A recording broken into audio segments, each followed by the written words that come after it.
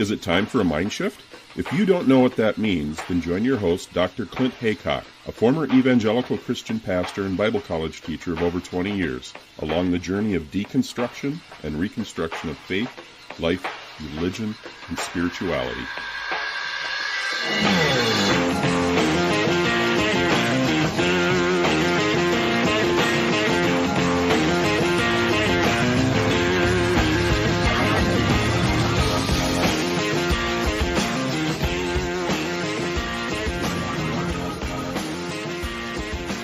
Hello, everyone, and welcome to the latest episode of Mind Shift Podcast. I'm your host, Dr. Clint Haycock. As always, I've got a returning guest this week. We have been talking about this episode for a very long time, and I finally had a chance to sit down, edit it, and put it all together. I've got Andrew Jasko, who's been on the show a few times before. He's a therapist in the sort of San Francisco area of California, and he is an expert, or I should say he's becoming an expert on the use of treating PTSD and religious trauma syndrome through psychedelics. And as I said, I've been talking about this episode for a long time. Apologies to Andrew for taking so long to get this out. We actually recorded this quite a while ago. I have been super busy. A lot of stuff has come up in the news, and I wanted to get other episodes out. So finally, here we go. We are talking finally about treating PTSD and RTS with psychedelics. And Andrew, as I say, is becoming an expert on it. What I wanted to say, too, is that I've got a lot of really cool episodes in the pipeline as well, so stay tuned for those. I talked just the other day with Emily Elizabeth Anderson, and she runs the Thriving Forward Facebook page, and the reason she came to my attention is because recently, of course, if you've been following the news at all, we heard that Josh Duggar of the sort of 19 Kids and Counting fame, he was, along with his family, a poster child for Bill Gothard's ATI homeschooling curriculum and the Bill Gothard cult. Now, both Emily and I, we were involved in that cult. She was far more into it than me. She was actually homeschooled and met Bill Gothard. I'm not going to give too much away, but this is a fantastic episode talking with Emily about the ins and outs of the Bill Gothard cult, the ATI movement, and then we get into talking about Josh Duggar and some of the news that's come out around his arrest for child pornography and how that relates to the teachings within the Gothard system. So that is a fantastic episode coming up with Emily Elizabeth Anderson of Thriving Forward. I also wanted to mention a couple of things before we get into this conversation with Andrew. My audio on this podcast recording is not great. Fortunately, Andrew sounds really good, me not so much. The reason for this was that I had just moved my studio into another room in our house, and I was in the process of dialing in my microphone, so it doesn't sound great. You can hear me, but as I said, I'll apologize in advance for my own bad audio. Hopefully I've sorted that out by now. The other thing I wanted to mention was a big thank you to Anne, who's the latest supporter of this show on Patreon. The links for that are in the show notes. If you want to be a part of our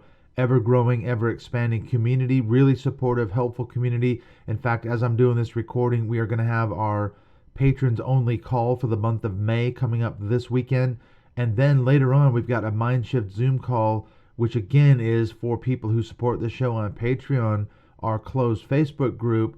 We have got Lisa and Jarrett from igotout.org who were guests on the show not that long ago. So those are really cool benefits for supporting the show on Patreon.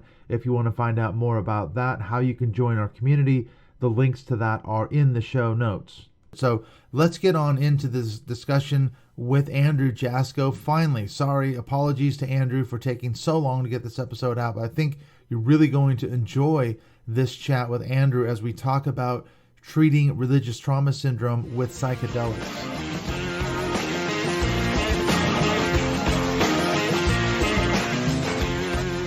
I am back talking with Andrew Jasko. We actually talked not that long ago. What was it? Maybe 4 or 5 months ago. We talked about religious trauma.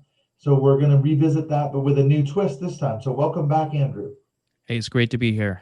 So we talked about we've actually done a couple episodes over the last few years on religious trauma syndrome, or RTS. So as a therapist, I know you see clients quite regularly that suffer from RTS. Can you give us kind of an overview of what actually RTS is? Yeah, that's right. So I'm a therapist trainee in the state of California, which means I'm pre-licensed, working on my clinical hours, seeing clients under supervision. And I'm also a religious trauma coach. So that's a separate practice where I help people heal from the impact of religious indoctrination and also find a healthy connection to what you might call spiritual or greater humanity, meaning and purpose that works for them, that's not defined by some kind of outside system, something that feels authentic and empowering. So I write, I have a lot of articles on lifeafterdogma.org. You can check this out. And I would say religious trauma has to do with the damage that's caused by controlling religious ideologies and communities, and how that impacts our psychological health, our physical health, our relational health, economic, all kinds, because religious trauma is systemic. These kinds of fundamentalist, controlling, abusive religions make a total claim on one's identity and life. So the abuse is really far reaching, but I especially focus on the psychological. So how it can result in things like depression, low self-esteem, feeling powerless, feeling like you can't even make decisions, you can't trust yourself, and that you really need someone else to take care of you. You've outsourced your power to this system of control, this deity, this religious text, this community of people. And coming out of that, really almost not knowing who you are and really having this sense of being crushed and worthless and sinful, and maybe having a lot of fear and anxiety because of judgment, maybe even having something that looks like an anxiety disorder or depressive disorder or OCD. There are all kinds of mental health issues that can emerge from the kind of severe control that comes from this religious indoctrination. So that's what I work with people to heal, to regain a sense of agency and power, a sense of stability, to come to terms with a new sense of meaning and purpose, with fear of death, with making new community in the world outside of the religious system. But this is the ultimate irony, and we may have touched on this before. Religion promises us so much, doesn't it? It promises us everything: salvation, eternal life, enlightenment, whatever the religion that we were a part of. And yet, as we find out in so many cases, it causes all sorts of traumas.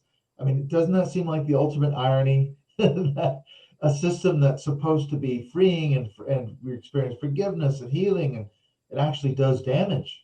It's pretty amazing. It really is, yeah. It's pretty mind-boggling how it so often does the exact opposite of what it promises. And I think a lot of that has to do with a bypassing of agency. You could call it the human spirit or the soul. It's this outsourcing of one's power and one's self. It's almost like a spirit possession, so to speak. It's like being controlled and gaining your power in an unhealthy way by giving it away. It's kind of like the reverse of how it should actually go about doing that. Mm-hmm. So we're giving up our human agency, giving it over to, let's say, a deity. In my case, in your case, we came out of evangelical Christianity, so that's our kind of our worldview, wasn't it? For so many years, let go and let God, let Jesus take the wheel. You know, you turn it over to God in prayer, and all these things. You're taking that agency of our own self-determination and handing it over to a deity, I guess. Is that what you're saying? Yeah, and it's based on the idea that separation, it's based on the idea of separation, that salvation is something to be found outside of oneself, that God and the divine are essentially separate from nature, from humanity, that it's something we can't really grasp. It has to be mediated or given to us from above or from beyond. Mm-hmm. And what I've discovered, especially through things like psychedelics, meditation, different forms of contemplative practice, that all of these things are accessible from within and from my connection to humanity and to nature, that all of these kinds of so-called miraculous things, or maybe not all of them, but a lot of the elements of them are available from going inward, from tuning in, and from connecting, but never leaving one's center. Right. So what's your own experience? Because I know we've been messaging back and forth in preparation for this podcast now, but you told me before that you've experimented with psychedelics. You had experienced religious trauma in your background. How did you end up getting there in your own experiences? Yeah, no single thing has been more healing for my religious trauma than psychedelics. And maybe I'd put therapy right up there with psychedelics. Yeah, I was going to ask about that. Yeah, Obviously, and that's the first port of call, isn't it? For you're thinking, oh, well, if I have religious trauma syndrome, I need to seek a therapist, and that would be a pretty straightforward approach, wouldn't it? yeah, that's right. And we can get into protocol and risks and all of that and how to safely take them. But just to get into sort of my experience of them and the power, I would say that psychedelics are miraculous medicines. Like, I feel like I have to use that kind of a word, that they are mind-blowing, reality-bending, and that they really treat some of the elements of religious trauma in an entirely different and unique way. And it's not just the psychedelics, because what psychedelics bring is the mystical experience or expanded states of consciousness. It's about the expanded state of consciousness.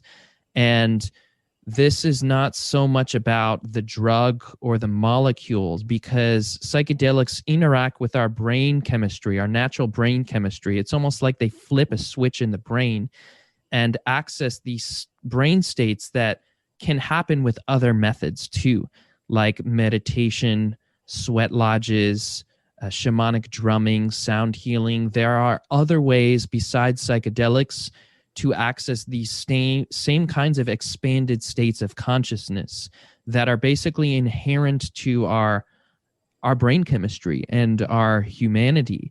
And so what a lot of people find is that psychedelics help them to access these other aspects of human consciousness, and that then we find ways of integrating that and even accessing those without the drug. So really what's known to be healing about the psychedelic isn't so much the pharmacology, although that can also have healing properties, but it's the psychological content of the experience. It's the journey. And that isn't just tied to the psychedelic medicine. So psychedelics are being researched heavily.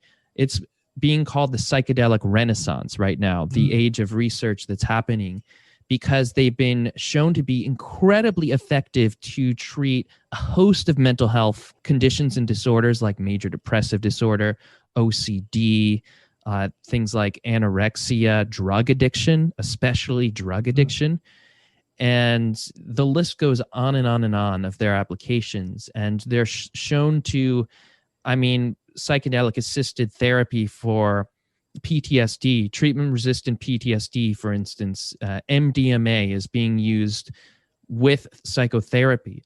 And they've shown in something like 70-ish%, 66 to 70-ish% of people who've undergone the 3 sessions of MDMA therapy and other psychotherapy sessions have seen total remission of PTSD. So This is the power of these medicines. And mushrooms, psilocybin-containing mushrooms, are being researched for literally curing or treating, not always curing, but often curing major depressive disorder. So this is unprecedented in psychiatry and in therapy in many ways too. It's absolutely amazing. And why they're so powerful, well, I guess I can talk here about my experience. So how did you get there? Yeah, when I initially left Christianity, and many people who've already heard me have heard my story, that I grew up in an evangelical fundamentalist background, was 100% all in, became a minister and a missionary, and ended up leaving the fold because I experienced mental health issues as a result of my religion. And I was desperate to be healthy because, like you said, my religion was delivering the exact opposite of what it was promising. Instead of healing my trauma, it was creating trauma, religious trauma syndrome. So I eventually left my religion. And what I went into after that was philosophical materialism, which is the philosophy that everything is matter, and that the material world is all that there is, and sort of generally comes along with a Darwinian view that survival of the fittest is the overall operating principle. And for many people, that's sort of it. It's like we're fighting a war against death, and we make our best. There's no inherent meaning and purpose. We just try to find it and figure it out, and we're in this losing battle, and we die, and then that's it. And that was sort of like, this is what science says, this is what we know, this is it. And not to say that a lot of that isn't true. I think a lot of it is on a certain level.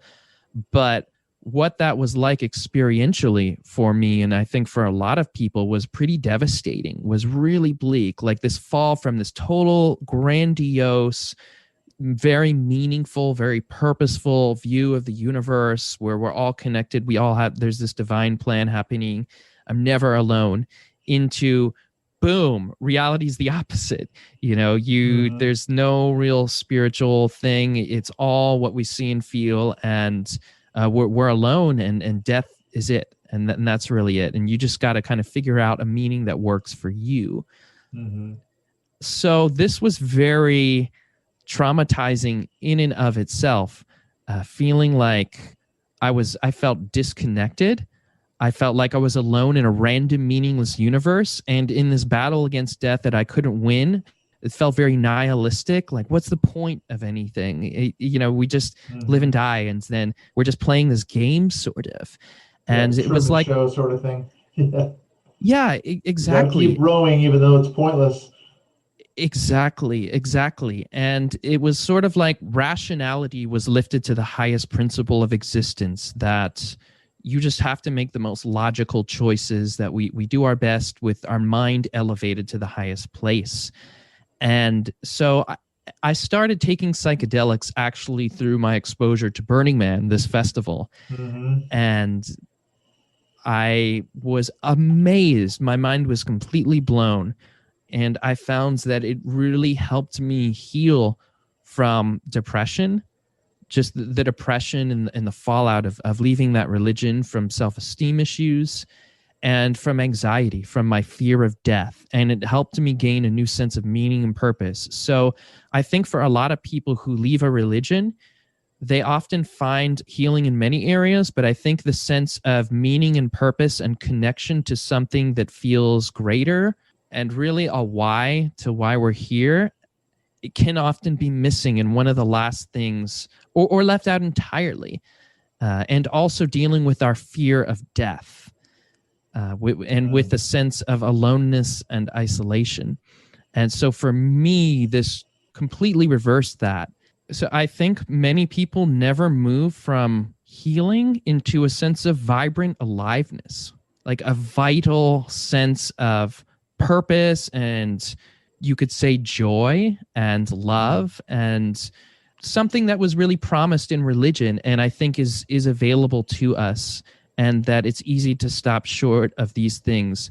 So this is part of what psychedelics brought me into, was this experiential connection with nature and with the deep parts of myself, helping me to integrate and heal and confront my past and my traumas, but also really this reality that was quite different from religion, and also what I had been presented with in a certain version of a philosophical materialism, which is sort of, I think, a mechanistic universe where the universe is like a machine. There's no aliveness to it in a lot of ways. There's no inherent meaning. It's just this thing that is very impersonal. There's laws to it, and it's mechanical, and it's wound up, and it's random, and it's like, where's the life in that? Where's the consciousness and intelligence in that?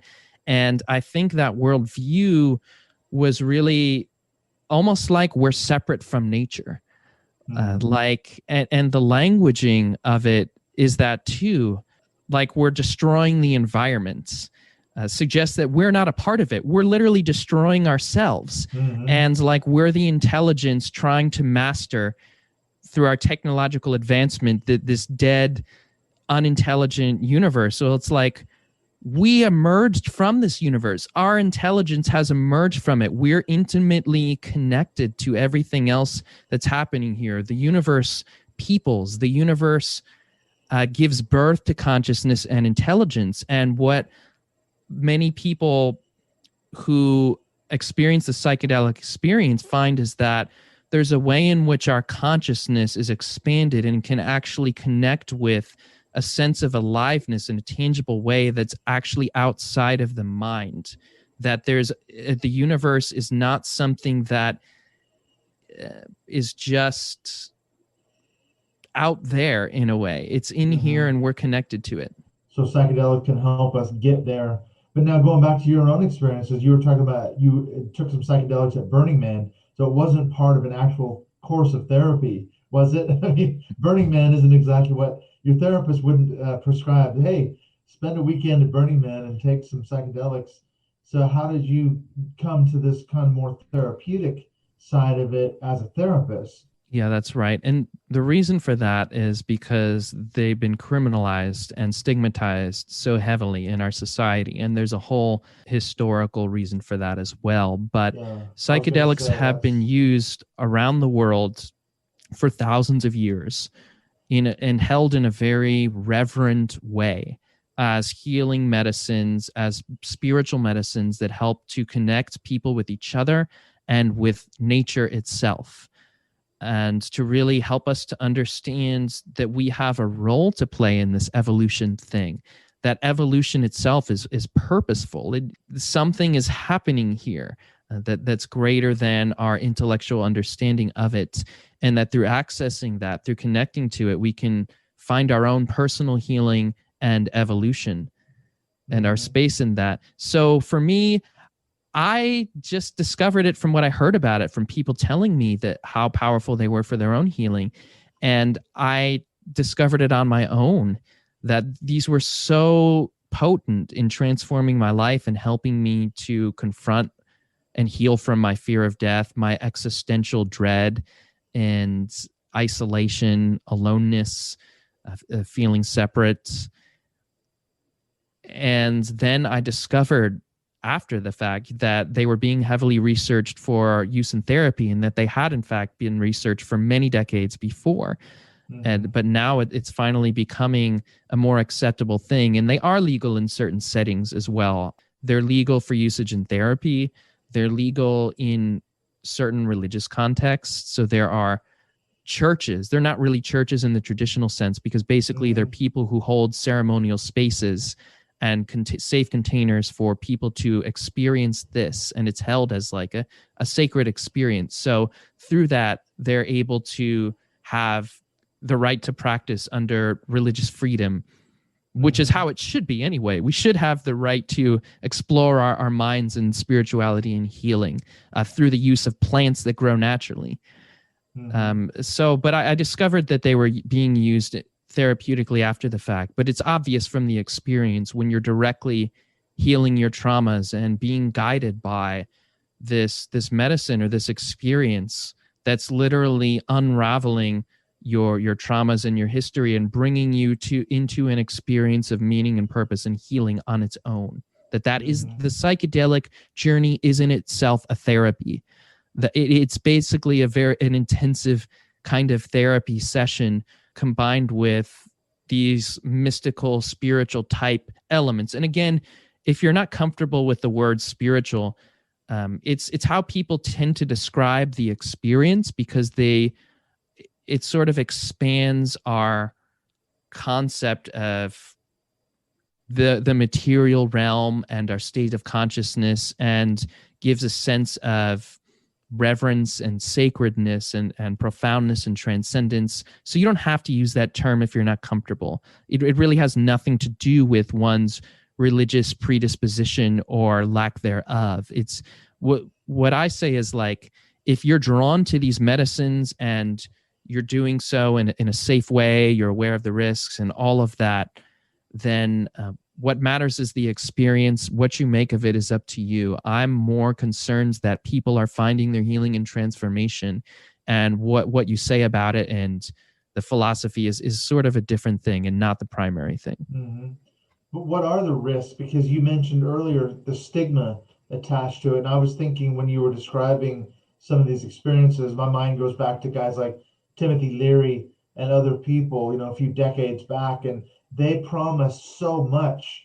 LSD was going to be a mind-altering drug, which it was. You could certainly say it was, but it was going to expand our consciousness, and it was going to do all these great and wonderful things. And maybe it does. I don't know that much about it. I'm no expert, but obviously it can be abused, and it can lead to all sorts of things that were negative, consequences. Do people push back when you start talking about psychedelics and say, whoa, man, that is not for me. I'll stick with Western medicine, or, if the therapist tells me to take some medication, that's fine.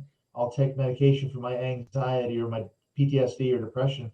Don't talk to me about taking psychedelics. Yeah, and psychedelics aren't for everyone, and there are real risks. So I'm not suggesting that everyone should take them. By and large, though, they are pretty safe overall. The main concerns are number one, medical. If there's some kind of heart issue, or if you have a medication that interacts or is contraindicated with the substance, then it's important to research your medications and to go unprepared and to know those interactions, or to consult with a medical professional. Yeah.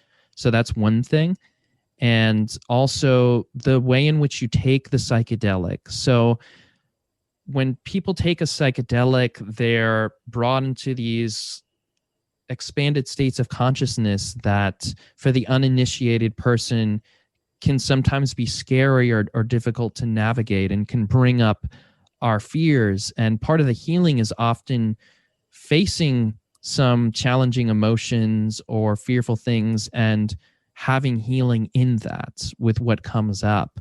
So it's not necessarily always a pleasant or comfortable experience, just like healing is in general. Yeah, therapy is not always fun. Exactly. That's for sure. Exactly. Yes. So really having a good container, a space where you feel safe and supported, and also a guide, a sitter, someone who is there with you, who's there to support you. If not a therapist, at least someone who can support you, not doing these things just alone by yourself in some kind of a loud environment where you don't feel comfortable. That's a setup for a less pleasant experience. Yeah, so you don't want to do that. Yeah, but then there are the people who it's really contraindicated for are people who have a history of psychosis or psychosis in their family, or maybe certain forms of bipolar disorder, because that can trigger those kinds of states for people with a sort of fragile ego structure, or who have these predispositions that psychedelics aren't necessarily going to be a healing or pleasant experience with that. Mm-hmm. So what are you actually describing? I think you mentioned a couple different drugs. When you say the word psychedelics, what does that actually mean? Because I think my mind goes straight to LSD and that kind of thing. What are you talking about in terms of the actual drugs themselves? Mm-hmm. Yeah, so psychedelics, it's this big catch-all term for substances that cause alterations in consciousness and expanded visionary states of consciousness, and awareness of trans-symbolic states. So states of consciousness that go beyond the thinking and intellectual realm, and even the sense of an individual self beyond the ego. The ego is how we experience ourselves as individual separate entities. And a lot of these experiences take people into a feeling of oneness and merger with nature, with other people, even with the whole universe. So this whole realm of human experience that's possible that we don't traditionally access in our regular waking consciousness. What psychedelic substances do is they will open up these ways that the brain can function that are not that ordinary state of consciousness. And there's a lot of research on the neurobiology how that works. One of the main theories is that they can loosen or tamper down an area of the brain called the default mode network, which is connected to the prefrontal cortex. And it has to do with the narrative mind, with really the ego structure, the sense of self, our sense of time, doing tasks, the sense of planning in the future. And in that mental structure, there's often a lot of rigid thinking, rigidity around our worldview, our way of viewing the world. And often depression and these mental health issues can be related to rumination, being stuck in one's mind and regular way of processing. So when that is lessened, these other parts of the brain communicate with each other that don't normally communicate, or we're opened up to other things that are happening in the brain that we're not usually aware of. And so there's a lot of different brain activity that's being researched that's happened there. So people are able to feel these expanded states of consciousness when, say, the egoic sense, the separated self, is lowered. And a lot of people in psychedelic communities think that the content of these experiences aren't just generated by the mind, that they're not just hallucinations, that hallucination is a word with a certain bias. It's basically judging the experience as fake, as false, as being produced purely by the mind and the brain and chemistry. And that's true to a certain extent. There is that happening. Psychedelics do amplify what's in the mind, and we can see things that are a reflection of our inner world. But a lot of the content of these experiences people find are not explained by merely what we've experienced and imagined, what's in our minds, that we're confronted with these realities of things and entities and symbols and messages that we've never experienced or had any exposure to. And people are literally coming up with inventions in the psychedelic space and seeing the inventions. And I mean, this happens without psychedelics too. Like artists and physicists will describe this of literally like seeing this thing or are having this intuitive experience of their discovery and their breakthrough. Like it's not something they thought up with in this very linear sense. And where did that come from and how did that happen? Well, there could be a mix of different things. But so a lot of people theorize that what happens is kind of like the brain has different radio frequencies and you open up these other channels of perception. So it's not just inside the mind. It's like almost like different senses that are being opened up, or that we're already having these interactions maybe with the outside or material worlds in these other realms of consciousness.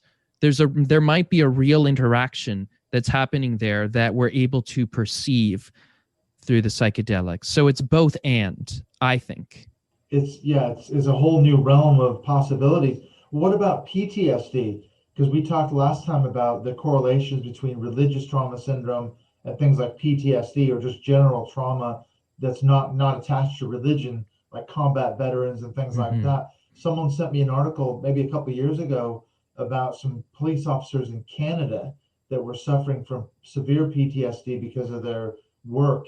And one or two of them ended up going down to South America and doing some religious sort of shamanic experiences. I think it was in Peru or Chile, and it involved taking peyote and some other things. It was part of this religious sort of spiritual experience, and they had huge breakthroughs in terms of their PTSD. So is that kind of a similar thing you're describing?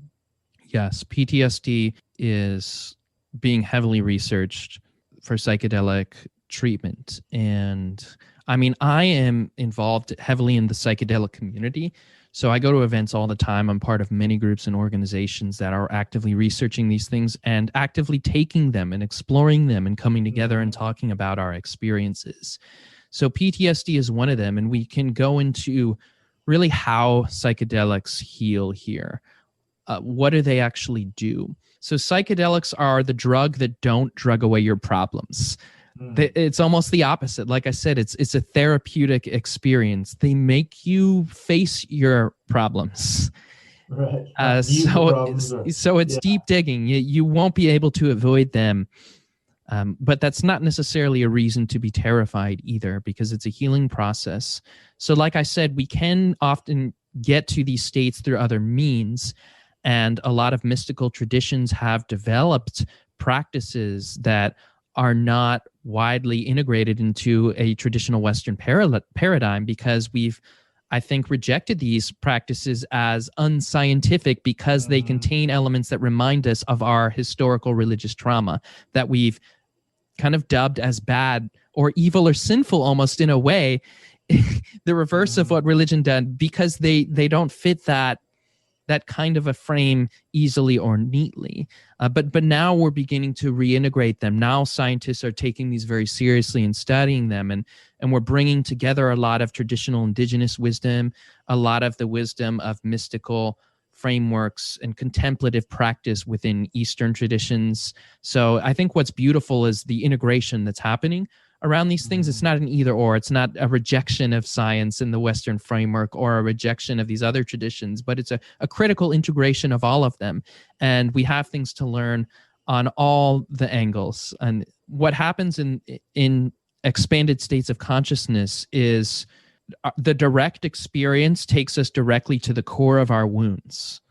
Is that it's an experience of being guided by the medicine or by the unfolding of a journey in your mind, these visionary states, seeing visuals and having sort of messages and thoughts come into your mind that will often bring people directly to the origin and core of their wounds. And what people tend to do is bring an intention into their psychedelic journey. It's sort of like a prayer, but a prayer that actually gets answered. So like I said, these kind of religious things have a different way of being framed in these experiences. So in these medicine circles, people will say, what's your intention? My intention is to heal from my relational trauma that resulted from my abuse and the way I have these unhealthy relationships with men because of that abuse, or for me to understand my anxiety, or for me to heal from my PTSD.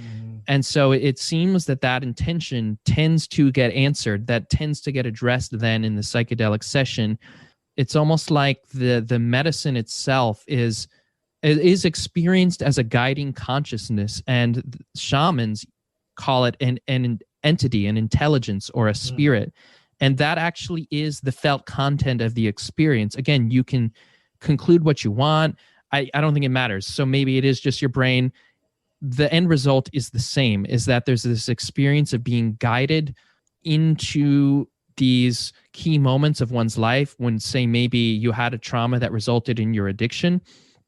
And it can also help us to access pre-verbal and nonverbal traumas, to actually go into these states of things that we can't even explore with our words. Birth trauma is one of the ones that's actually often experienced through breath work. Holotropic breath work is people having these experiences of being born and like having some kind of a traumatic incident in the birth control, and then throughout life they felt stuck and just kind of like unable to break through. And so they have these experiences of this birth thing, and then they'll have this whole healing, their whole world being broken open. And it's like, you know, this is not something you can access through a lot of traditional means.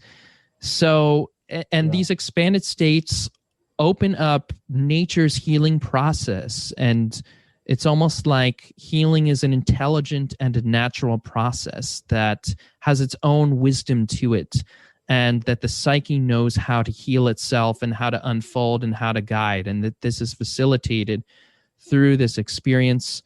And we're able to gain awareness of our unresolved wounds from a more resourceful state, from a state of awareness of compassion and empathy. So it's not just that we gain awareness intellectually of the wounds, but we come at it from an adult perspective and from a compassionate, empathic awareness.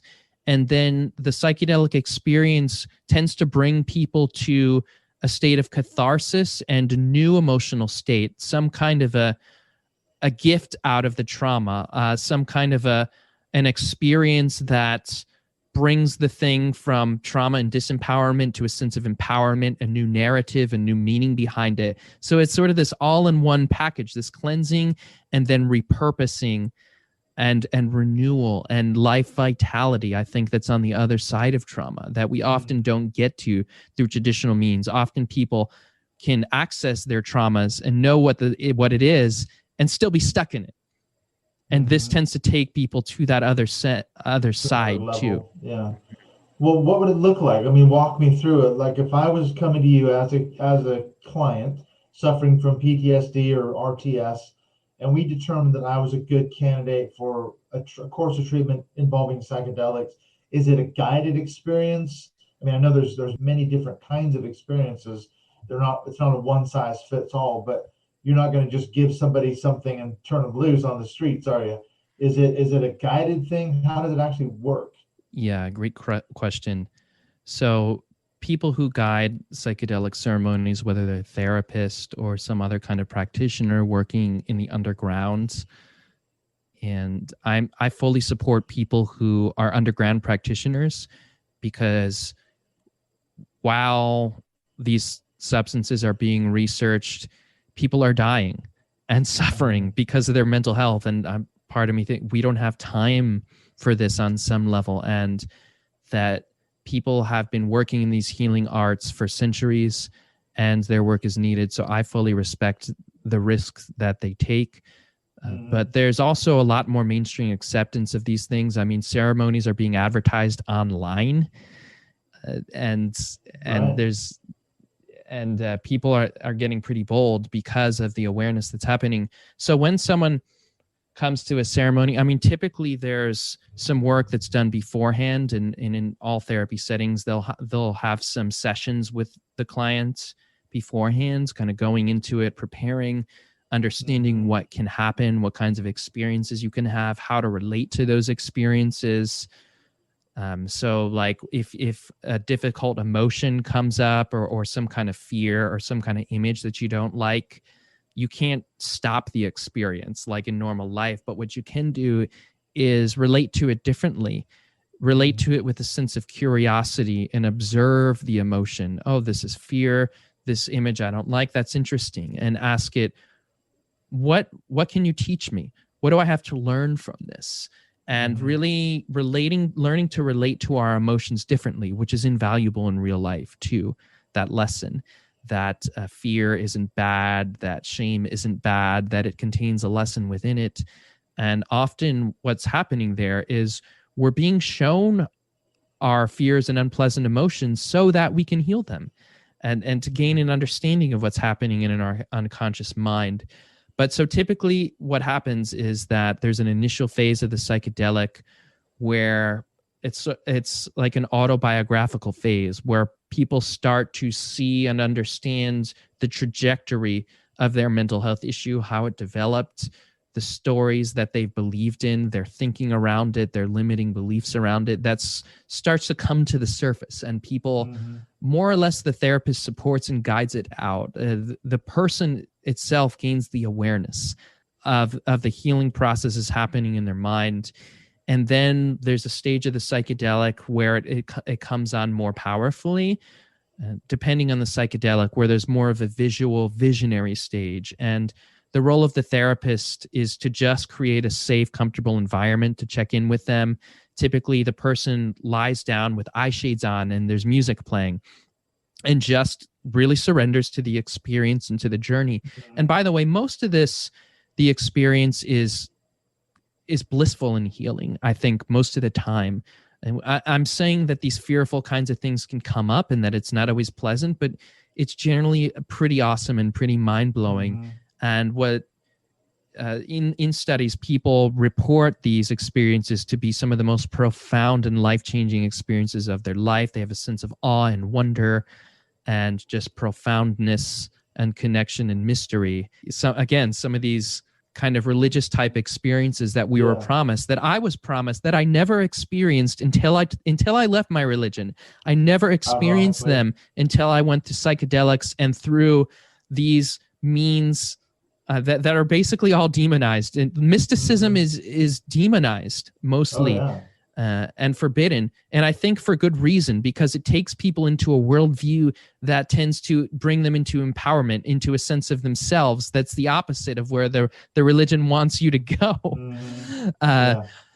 So, but that tends to happen. And then when this journey comes to an end, there's generally a sense of euphoria as a result of the trauma that is cleared, the lessons that are learned, the new perspectives that are gained, the new emotions, the cathartic emotions, the open-heartedness, the expansive state, experiences of things like unconditional love, total belonging to nature, having an inherent meaning and purpose, and having some understanding. People often have experiences of, like I said, psychedelics are being used for technological breakthroughs. People in the tech industry are intentionally using psychedelics to create new inventions, and writers use these as well. I get a lot of my writings through these things, through having these visionary experiences. And so people often come into a sense of some new idea for their career and their vocation. And we saw this in the 1960s. A lot of the countercultural movements were a direct result of psychedelics, and the environmentalism especially. So anyway, in the session, then the therapist will often meet with the person and go over the experiences that they have and help them integrate them into regular life. And this is called psychedelic integration work. It's something I do in my coaching. I work with people, not just with who are in religion, but also who are maybe outside of it and have issues and want to work on, how do I integrate this into my everyday life? How do I process the experience? And so hopefully anyone who's taking these medicines will have an ongoing support system, a means of continuing to process these things that were opened up. And I strongly advise having that, is not just having these experiences the only thing that you do, that there hopefully is a process to continue and deepen that healing work. How long does a session usually last? Because what you're describing cannot possibly be crammed into like a 1 hour typical therapy session. This must be several hours that you're talking about. Yeah. So it depends on the substance that's being used. And also, a lot of people will describe this experience as like a decade of therapy in one session. It's that profound and that deep. There's so much meaning and experience that is really condensed into this one session. So for mushrooms, the journey is 6 to 8 hours. For the San Pedro cactus, it's longer. It's like 12 hours. LSD is like 12 hours. So it depends. Ketamine is being used as well for treatment for depression. And there are many, many substances, but iboga is a big one that's being used to treat addiction, especially opioids, crystal meth, alcoholism. And this is a bark that comes out of a shrub in Africa. And the journey actually lasts about 2 whole days. It's one of the most potent ones there is. And it really, it also stops the withdrawal symptoms from opioids. So that has a separate pharmacological action. It's really amazing that nature has this addiction-freeing drug. It's like perfectly designed almost to help people come out of these massive addictions. And one of the things people tend to experience is a life review, where they're taken to visionary states of all of the major events in their life where they develop this addiction, and like seeing them in a vision, and often guided through by a celestial being, or by their ancestors, or some kind of a deity or godlike being.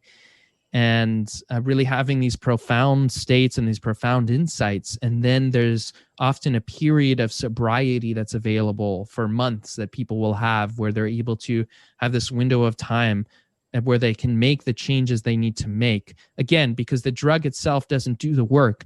You have to integrate into your life. You still have to make the changes. It's not a magical solution. It is in a certain way, but it's all about living your life fully, not dissociating from it. You still have to do the work. Yeah, at the end of the day, it may be opening up new avenues of realization, but yeah, you still have to make commitments and do your due diligence. Well, now I'm thinking about people who are interested in this conversation. It's been a wide-ranging conversation for sure, but where could they find more resources on, because obviously you'd want to find somebody who's a specialist in this area. This is, like you said, there are risks associated with it. It's not something you should enter into lightly, it sounds like, but you need to find a specialist who really knows what they're doing. Mm-hmm. What about Yeah. resources then? What kind of resources can you give us? There's a lot that I recommend, and I recommend that people find a local community. So there are many psychedelic societies. You can find Facebook groups or just research in your area. Decriminalizenature.org is a great organization that's working on decriminalization efforts. There's a lot of grassroots things that are happening. So basically, go to events and talks. There are lots of events on the science and the research that are happening. Go to places where you can meet people and connect with people who are into this, and you can learn about it and connect with communities. Yeah, and you can find ceremonies typically in your area just through going to these events and networking. And then really there's a lot of organizations. Shakruna.net is one, maps.org.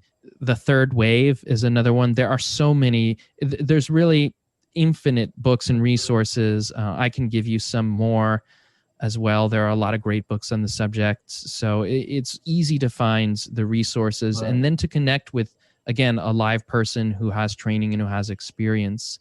That's important. Mm-hmm. And as far as the kinds of experiences that people will have, generally people don't walk around hitting their feet with a hammer. Mm-hmm. And why is that? It's because you experience your foot as a part of your body, right? It's hard to hurt what you experience as part of yourself. So typically we don't experience in our regular egoic state of awareness, I don't experience you as a part of myself, or I don't experience that tree as a part of myself. But in these expanded states of consciousness, we experience ourselves as, say, like we don't experience ourselves as separate from the ecosystem in which we live. So once I expand and I feel my consciousness going past my body in a sense, again, is that mental or is it not? The impact is that it feels like nature is my body and I have a living connection to it. So it's harder to harm nature, and people work to preserve it, to address this. So in my mind, a lot of the harms of really capitalism and materialism can stem out of a state of disconnection that can be connected to this philosophical materialism. Because if we're survival of the fittest, if that's all that there is, if that's the only principle, and that there's no inherent meaning, and that we're fighting a war against death, then we're isolated, then it makes sense to just live for ourselves and to have this view, well, we've got to extend our lives as long as possible. We've got to beat this. We've got to come up with a better system than what's already happening in nature, because with our 2-bit nines, we know better, and that the intellect can do better. And so when we have a sense that there's aliveness outside of us, and that nature is something that we're a part of and that we connect to, and there's sort of a greater wisdom, again, not necessarily saying that's God in the monotheistic sense, but that we're a part of something that's been happening before intelligence came into being, and that there are these other intelligences perhaps at work, then we start to take more of a collaborative approach to evolution, that we're all in this group thing together, and that death is not a bad thing, that there's a rhythm of life and death, and that we don't have to grasp so tightly onto our experience, and that there's a liberation that happened, a moving with and as nature instead of against it and separate from it. Mm-hmm. Wow, that is mind-blowing. Just listening to you describe it. Well, one thing's for sure that comes across is you're passionate about it. It's not something that you're describing as an academic sort of researcher, something that you've experienced personally, like you say, in your own experience of psychedelics and your own breakthroughs. Yeah, right. And people who have these experiences tend to make statements about the ultimate nature of reality and the universe. And we might ask, why is that? Why are these experiences happening in this way if it is all inside the mind? And maybe it is, again, but I think it's something that everyone has to really answer on their own, and I encourage everyone to make their own conclusion. Well, it sounds fascinating. One thing I was thinking of, a couple things as you're describing it, is number one, I mean, most of these psychedelics you're describing, they're naturally occurring. like you said, there's a bark from a tree in Africa, or peyote, or mushrooms. I mean, these things just grow or literally organically by themselves. People have been using them for thousands of years in shamanic and spiritual ceremonies. So there's no question that taking them will do something to you. There's no question about that. And it's just a question now, as you're saying, the research is kind of catching up, isn't it, with the natural sciences, as it were. Well, if people are interested in finding out about this stuff, where can they get a hold of you? What's the best place? You mentioned your website. What's the best way to get a hold of you? Yeah. So again, I work with people who are healing from their religious trauma and wanting to really connect with this sense of meaning and purpose and wholeness and aliveness. And so I have a coaching program designed to do that. I also work with people with psychedelic integration work and who are interested in making these a part of their lives. I'm also going to be starting to plan actual psychedelic medicine retreats in person, ceremonies professionally facilitated for RTS, for religious trauma syndrome, and for other things. We should be able to facilitate these through actually a medicine church or someone who's in the lineage, so actually in a legal way. So you can find my information at lifeafterdogma.org or look me up on Facebook. Well, listen, Andrew, thank you so much, man. I love the passion. Actually, it makes me think, okay, I might actually be interested in looking at some of the stuff you're describing, because, yeah, I mean, I could see where that may help my own religious trauma. So thank you so much for sharing all this. I love the passion. Great. It's been a pleasure.